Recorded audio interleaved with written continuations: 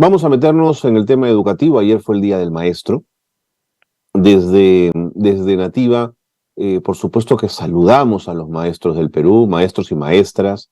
Les agradecemos su enorme vocación de servicio, la tremenda plasticidad, además, que demostraron para adecuarse, por ejemplo, en momentos como la pandemia.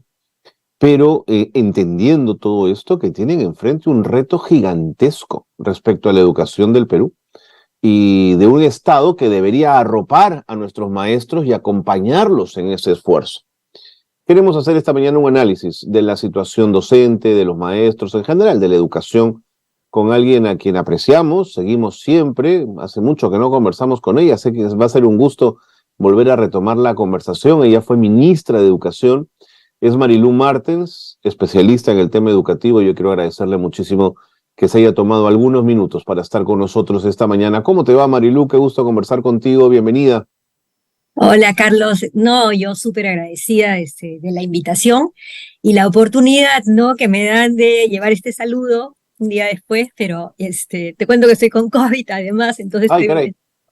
poco complicada de salud, pero no, muy agradecida, además tus palabras muy importantes, ¿no? De inicio, de la importancia, de la labor de todos los profesores del Perú, ¿no? Entonces, aquí estamos, mucho que hablar. Ha sido un mes bien movido en temas de educación.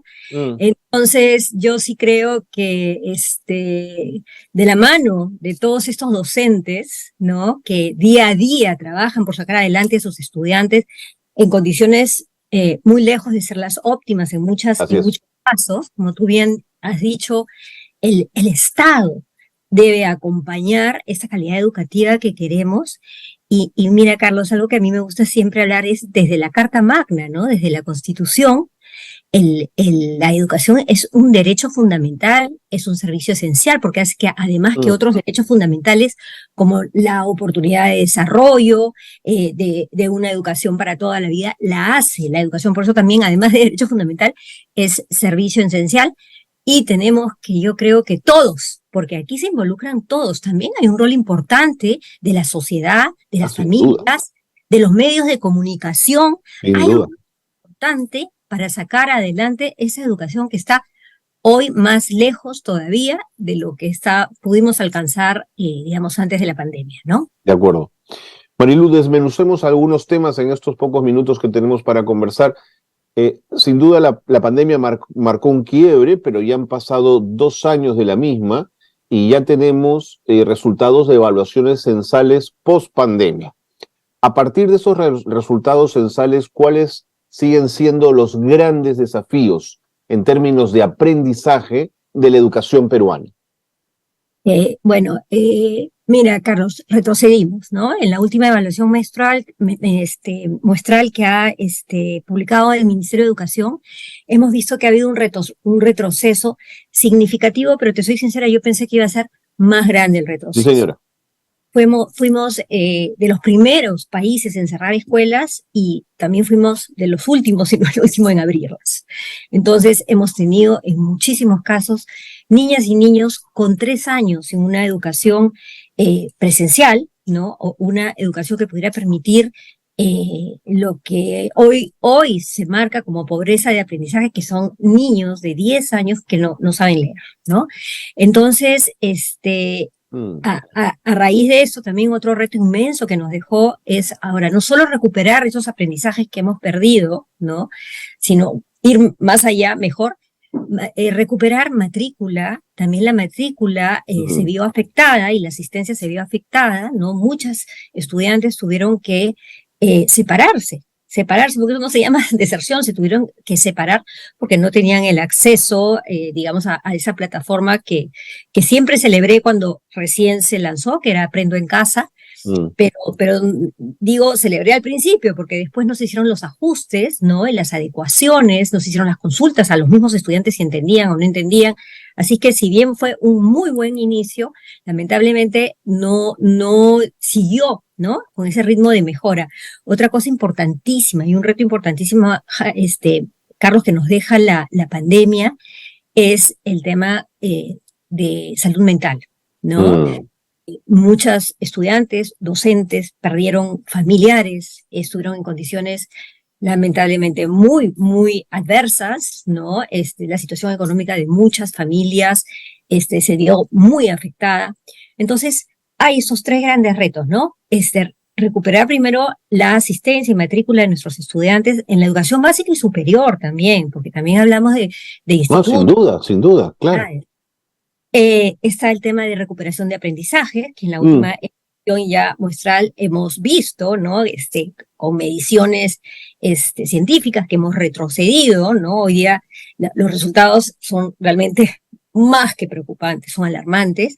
Y el otro gran reto es el aspecto de la salud mental, salud socioemocional de nuestros estudiantes y docentes, que tienen que ser abordados, ¿no? E impulsados, por supuesto, desde el ente rector, que es el Ministerio de Mm. Educación, pero por supuesto, Carlos, que yo siempre digo que las soluciones en educación, que llegar a la educación que queremos, no solo debe enfocarse en el ente rector de la política educativa, que es Minedu, porque Mm. las soluciones son integrales, son eh, eh, intergubernamentales, ¿no? Desde el gobierno central, los gobiernos regionales, los gobiernos locales, es intersectorial, porque si queremos, por ejemplo, salud mental en nuestros estudiantes y docentes, MINSA, si queremos combatir la anemia, ¿no? Que es una terrible condición con la que más del 42% de nuestros niños de 0 a 36 meses ya cuentan, y niño y niña que tiene anemia, lamentablemente, puede Mm. afectar la capacidad de aprendizaje,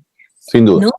Necesitamos Internet, democratizar el Internet, hemos visto en pandemia, y tenemos que capitalizar esos aprendizajes, no desperdiciar, Dios mío, lo que aprendimos, que sí hay la gran oportunidad de cerrar brechas más rápido a través de propuestas híbridas. Yo no digo totalmente educación remota porque sí se necesita la presencialidad, pero sí podemos ya empezar a pensar un paso más allá en soluciones híbridas, ¿no? De Y acuerdo.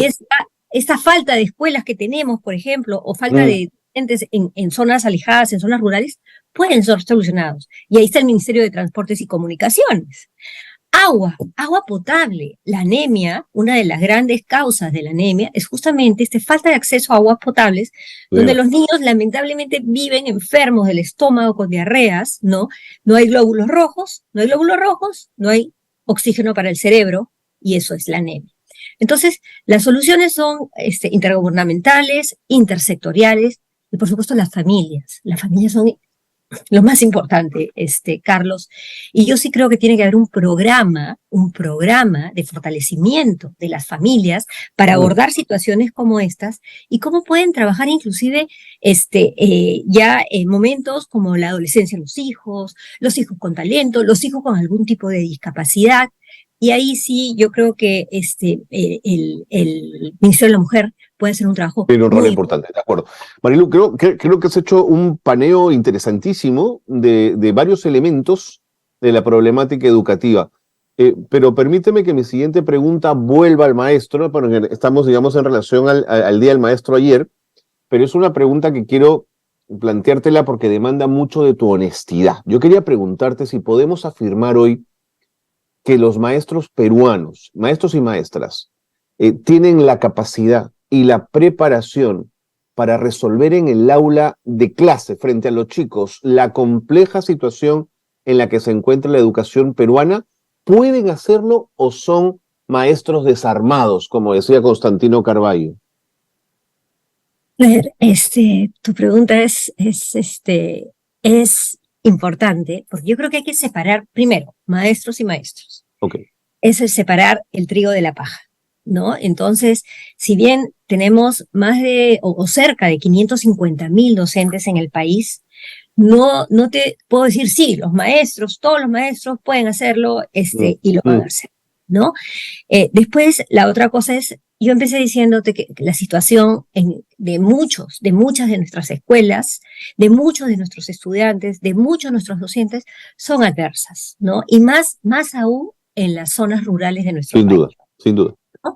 Donde los profesores, el acceso a las escuelas para los profesores es difícil, el bono que se da, ¿no? Porque hay diferentes bonos según el tipo, por ejemplo, de ruralidad, Claro, o claro. si es frontera, se da un bono, pero hay que ser sinceros, Carlos, el trasladarse desde sus hogares o del lugar donde muchas veces tienen que dormir a donde está la escuela es bastante mayor que, digamos, el bono que pueden recibir al final del mes. Entonces, muchas escuelas no cuentan con servicios básicos como electricidad o agua, ¿no? Y además, hay también un como desorden todavía en nuestras escuelas, donde Sí. tenemos escuelas con mucha infraestructura, pocos estudiantes. Mm. Escuelitas chiquititas que no son suficientes un docente, porque son unidocentes, Sí, para claro. atender a la cantidad de docentes. O sea, no, definitivamente las herramientas, el material, el equipamiento con el que cuenta el docente no es suficiente. Y Claro. sobre todo, ¿Con qué trabaja este maestro entonces, no? entonces, aquí viene lo que maestros y maestros, ¿no? Hay maestros que de verdad yo me quito el Sin sombrero, duda, sin duda.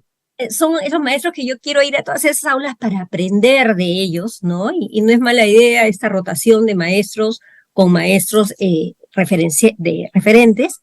Este, y siempre he dicho, Carlos, siempre lo he dicho y lo voy a seguir diciendo, el mejor aliado que puede tener nuestra política educativa, nuestro Ministerio de Educación, para llegar a esa educación de calidad que queremos, Mm. es el docente. El docente.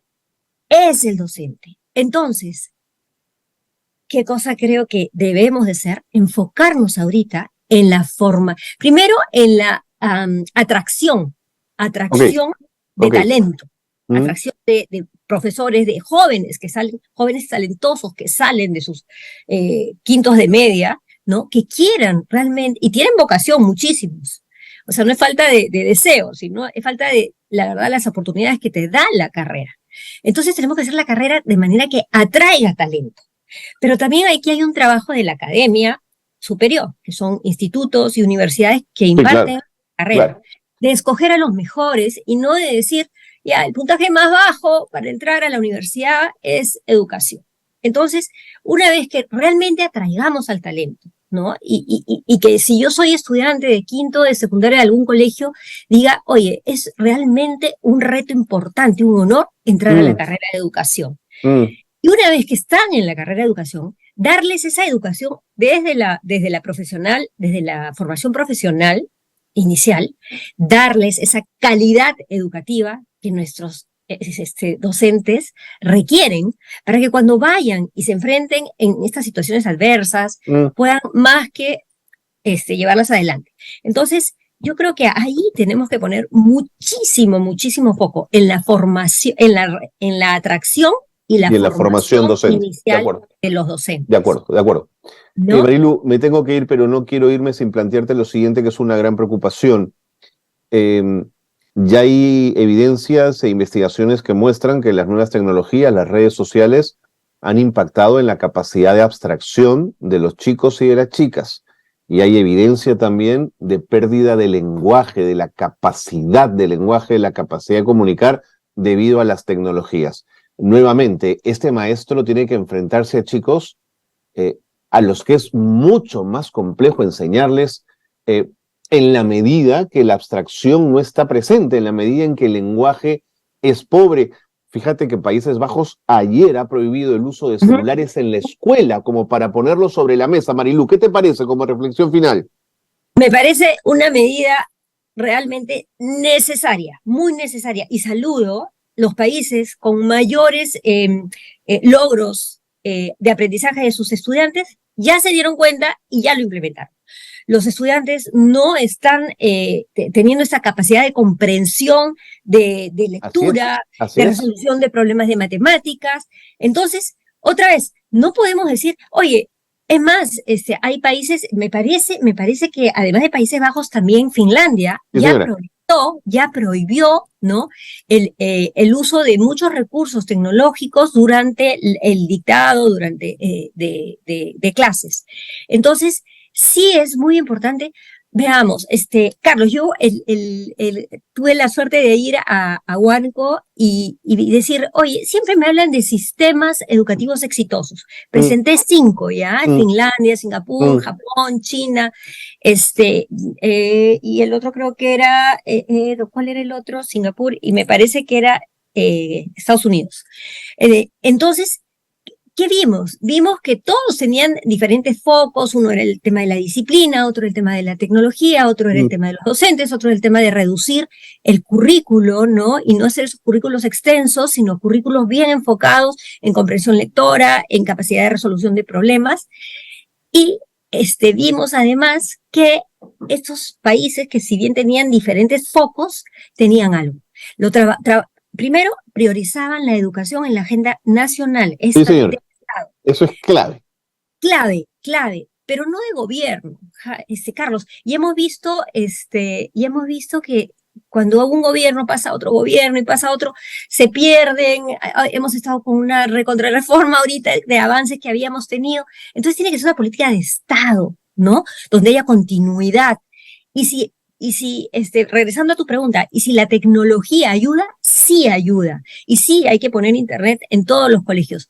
Pero, por supuesto, que el docente es irreemplazable. Irreemplazable. Es irreemplazable. Se necesita ese docente referente que motive, que Sí, acompañe sí, sí. a sus estudiantes en los aprendizajes.